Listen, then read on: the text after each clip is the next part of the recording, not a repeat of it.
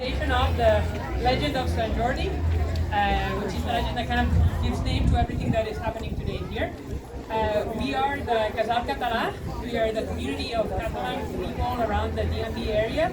There's people from all around Catalonia and all around DC and surroundings. We have a booth over there, and in our community, what we do is we organize different activities to remember all the traditions that we have back home. Sant Jordi is one of the most beloved traditions that we have, and we're happy to share it here with everyone.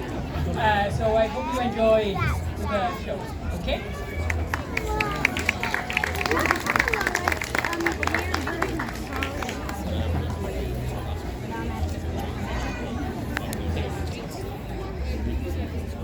Once upon a time, maybe 1,000 years ago, there was a kingdom in which people lived as friends. At the castle, the beloved king was living with his beautiful daughter, the princess.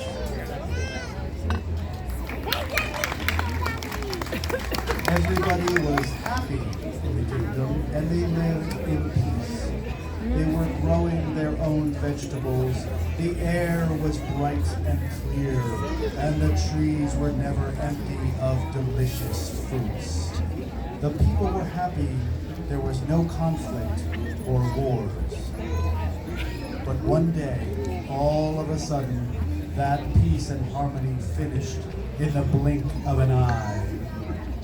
A dragon had arrived in the kingdom unannounced.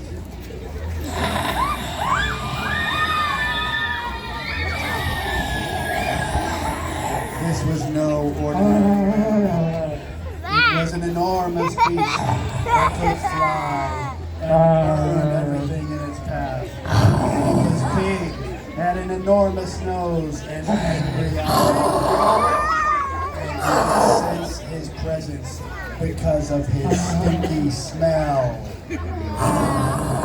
Villagers of the small town were terrified and afraid that something bad would happen because the dragon decided to stay in the kingdom and live in the nearby cave.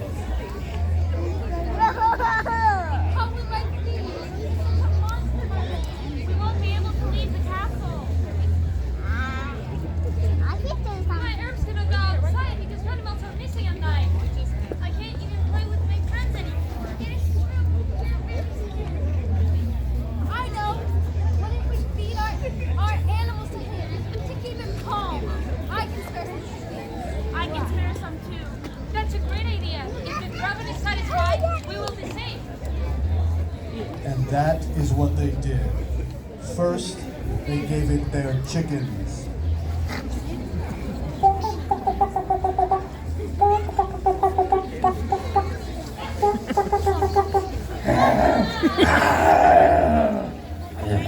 But the chickens were far too small to soothe the dragon's hunger, and soon it asked for more. So they decided to give it their sheep and goats.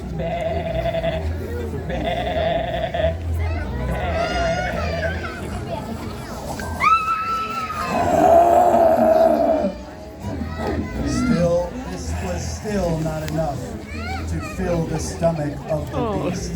So they decided to give it their cows. Which made it quick to eat too. The dragon was never fulfilled, and he was always hungry for more.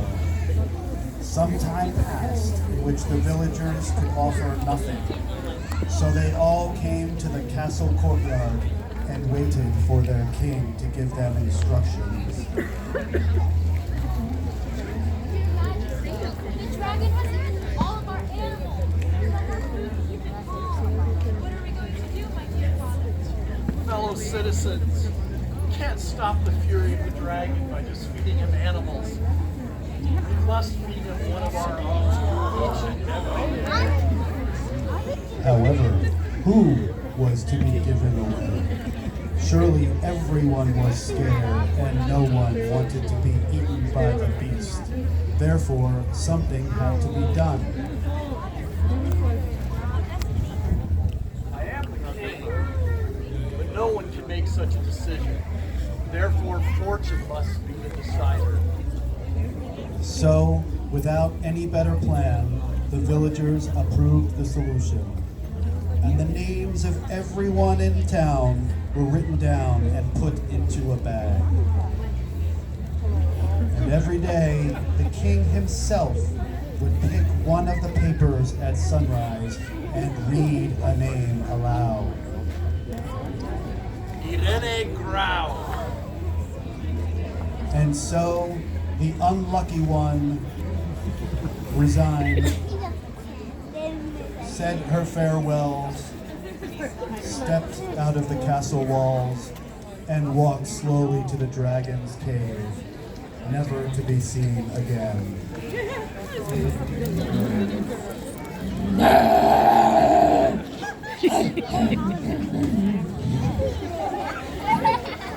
The next morning, on April 23rd, a morning that did not seem any different from all of the others, the king returned to pick a name out of the basket once more. He reached in, took the paper from the bag, and almost fainted. My princess. That morning, the name on the paper was the princess's. The king, although devastated, was just and honorable and accepted to give away his own daughter, the most lovely girl in the village. The princess bravely accepted her destiny and walked away without looking back. Oh, my dear princess, only a miracle can save you from your terrible fate. And all of a sudden, in the distance, one could hear the galloping of a horse. A handsome knight, clad in a red costume and a red cross on it, and armed with a sword, reached the village. And when he saw the gloomy looks in the villagers' eyes, he asked why they were so sad. Good morning, good people. My name is Jordan. I'm a knight from Kensington. What's the reason of such trying son? Dear sir, an evil dragon has come into our kingdom.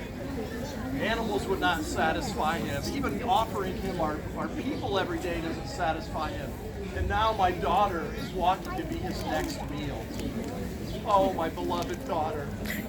Oh, my dearest. Where is the dragon? He lives in the caverns at the forest border. Over there, sire. The knight did not hesitate a second about what he should do. He promised the king he would bring his daughter back, safe and sound, and rid the village of the dragon's menace. He then galloped to encounter the beast in its lair. And when he arrived, the scene he saw as he approached the cavern was terrifying. The beast was moving slowly towards the princess, its eyes fixed on the girl as he imagined what a tasty meal she would be. Step back, malicious and stinky beast. Come to me. I know. The dragon swayed its head towards the knight, and with an angry look, let out a terrible roar, blowing a giant fireball towards him. But Jordy had expected this, and his shield was there to stop the attack. Who are you? He was a fast and experienced swordsman, so he gave a quick blow that the dragon could hardly avoid. The dragon was now looking him in the eyes, and with all of the strength Jordy could gather, he stabbed the dragon in its heart. And then, suddenly, magic happened. From the pool of red blood coming from the dragon's heart, a rose tree sprouted. And Jordy approached the tree and took the biggest and most perfumed rose and gave it to the princess.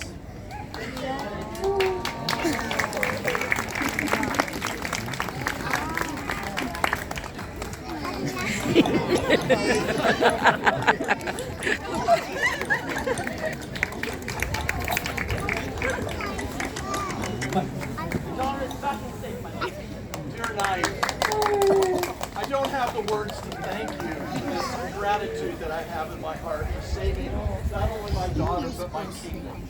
So I thank you.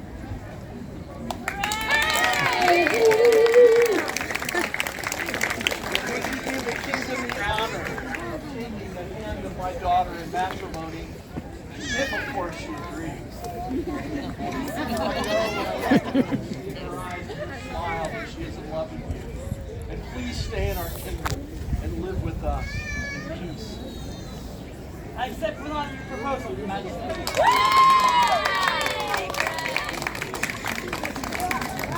And this is why, since that fateful day, every 23rd of April, Catalan men give their princesses a red rose as a symbol of love.